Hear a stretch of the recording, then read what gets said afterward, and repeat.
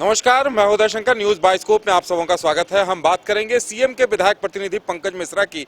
तो पंकज मिश्रा के ऊपर केस दर्ज करने के बाद ईडी की टीम साहिबगंज में है और वहां सबूत खंगाले जा रहे हैं। हम आपको बता दें कि ये मामला क्या है। सबसे पहले तो देखिए, इस मामले की शुरुआत 2020 में हुई थी कि बरहरवा टोल प्लाजा का टेंडर होना था और टोल प्लाजा के टेंडर में राज्य के एक रसूखदार मंत्री जी के भाई साहब वो टेंडर में शामिल हो रहे थे। अब उस समय होता ऐसा है कि वहां के जो स्थानीय ठेका डालने वाले शंभू नंदन भगत थे, उन्हें धमकी दी जाती है कि आप इस टेंडर में शामिल ना हो।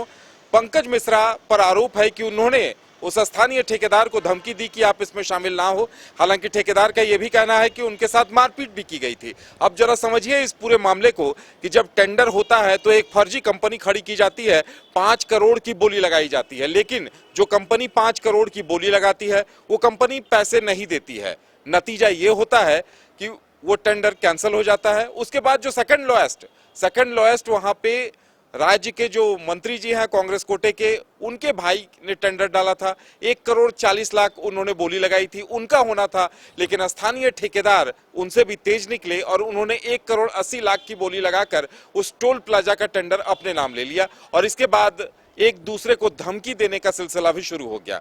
पंकज मिश्रा पर आरोप है कि उन्होंने स्थानीय ठेकेदार शंभू नंदन भगत को धमकी दी, मारपीट की। इसका ऑडियो वायरल हुआ और इस पूरे मामले में ईडी अप्रैल में पड़ी और अप्रैल से ईडी ने जांच शुरू कर दी थी। 2 महीने की जांच के बाद अंततः ईडी ने मामला दर्ज कर लिया है और अब ईडी की टीम साहिबगंज में मौजूद है। शंभू भगत जिनके मोबाइल पे धमकी दी गई थी, उस मोबाइल को भी ईडी ने जब्त कर लिया है। फॉरेंसिक लैब उसे भेज दिया गया है। बताया जा रहा है कि वो जो रिकॉर्डिंग है जिसमें मंत्री जी और पंकज मिश्रा उस ठेकेदार को धमकी दे रहे थे, वो भी ईडी के पास है। तो जाहिर सी बात है, जिस तरह के सबूत हाथ लगे हैं और मनी लॉन्ड्रिंग का मामला भी सामने आ रहा है, तो कहीं ना कहीं मसला गंभीर है। हमारे साथ हमारे संवाददाता मदन है।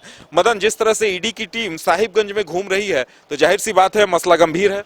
बिल्कुल, देखिए जिस तरह से पंकज मिश्रा ने रांची में आकर के अपनी बातों को रखा था और उससे ये पता चल रहा था कि मतलब सब कुछ ठीक है, कोई गड़बड़ नहीं है। तो जितने वो ऊंचे आवाज़ में ये कह रहे थे कि हम तैयार हैं, ईडी और सीबीआई अगर हमको कुछ भी पूछताछ करती है तो हम तैयार हैं।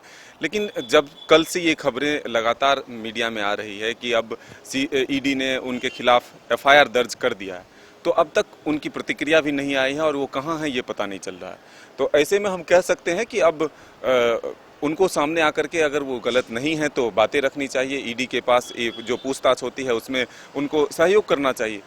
एक तो ये हुआ। दूसरा, जो लगातार बीजेपी के नेता जो सांसद हैं निशिकांत दुबे, वो ट्वीट कर रहे हैं कि पंकज मिश्रा जो है भाग गए हैं और अब जो है उनकी मुसीबतें बढ़ जाएगी क्योंकि पुख्ता सबूत मनी लॉन्ड्रिंग को लेकर के हाथ लग चुका है। तो अब ये तमाम एक तरफ दावे हैं, दूसरी तरफ जो है उनके अपने दावे थे। तो इन दोनों दावों के बीच कौन सच है, इसको साबित करने के लिए सामने आना चाहिए।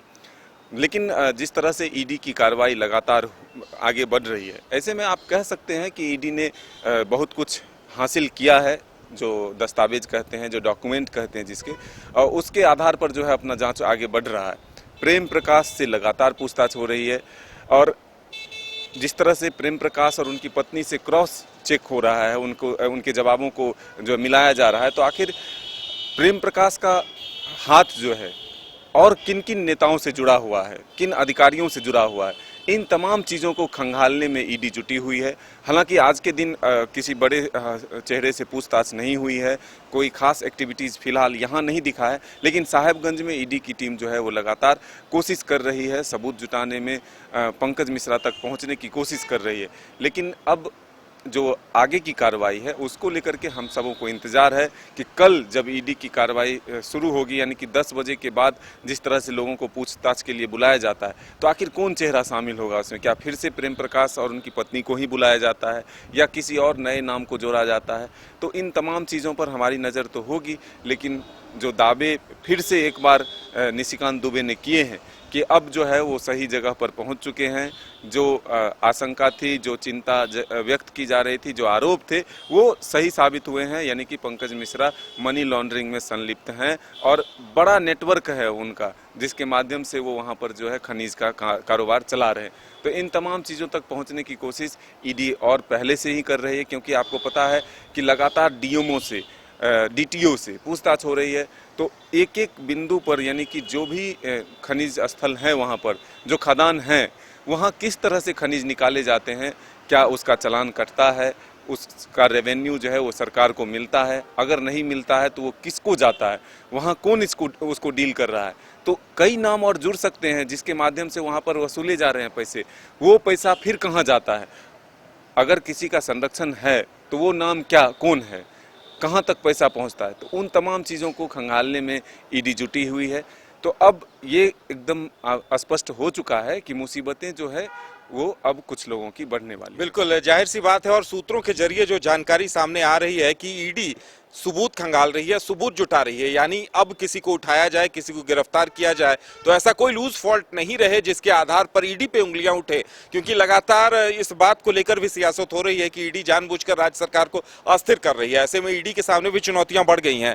और सबसे बड़ी बात जो साहिबगंज का मसला सामने आया है उसमें राज्य के एक मंत्री जी भी फंसते नजर आ रहे हैं। मदन, ये भी एक गंभीर मसला है कि जिस तरह से जो ठेकेदार शंभू शरण थे उन्होंने सुरक्षा की गुहार लगाई थी, पुलिस इस मामले की जांच करती है, वो बाकायदा उन्हें जो धमकी दी गई है उसकी ऑडियो रिकॉर्डिंग उन्होंने पुलिस के पास दी थी। लेकिन चूंकि पुलिस इस पूरे मामले पे पंकज मिश्रा और जो मंत्री जी का नाम आ रहा है उन्हें क्लीन चिट दे देती है, यानी ठेकेदार का, स्थानीय ठेकेदार का आरोप है कि जब सरकार उनकी है, जब वो रसूखदार हैं तो उसका फायदा उन्हें मिला है। तो ऐसे में जाहिर सी बात है अब अगर सेंट्रल की एजेंसी ईडी इस पूरे मामले को अपने हाथ में ले रही है तो स्थानीय पुलिस अधिकारियों पर भी सवाल खड़े होंगे। बिल्कुल, देखिए जांच को प्रभावित करने का आरोप लग सकता है और उसके तहत जो है उन पर कार्रवाई हो सकती है। क्योंकि अगर कोई सबूत है, चाहे वो ऑडियो हो चाहे विजुअल हो, तो उसके जांच करने के लिए लैब है, उसके माध्यम से जो है ये तय किया जाता है कि ये सच है या झूठ है। तो ऐसे में आपने उस प्रक्रिया को फॉलो किया था या नहीं, इन तमाम सवालों का जवाब देना होगा। और अगर किसी तरह से दबाव में यह फैसला लिया गया और क्लीन चिट दिया गया तो फिर कार्रवाई हो सकती है। लेकिन अब ये महत्वपूर्ण है कि फिर से क्या ईडी जो है उसको जांच के लिए भेजती है। और जो आरोप है, देखिए ये आरोप उस वक्त का है जब हेमंत सरकार सत्ता में आई थी और उसके ठीक कुछ दिन बाद ही टेंडर मैनेज करने को लेकर के काफ़ी वायरल हुआ था वो ऑडियो। और ऐसे में हम कह सकते हैं कि यह मामला जरूर ठंडा हुआ था, लेकिन अब जब ईडी की कार्रवाई झारखंड में बढ़ी है तो फिर अब जो है यह मामला तुल पकड़ता हुआ दिख रहा है और मुश्किलें जो है पंकज मिश्रा के साथ साथ मंत्री जी की भी बढ़ सकती है।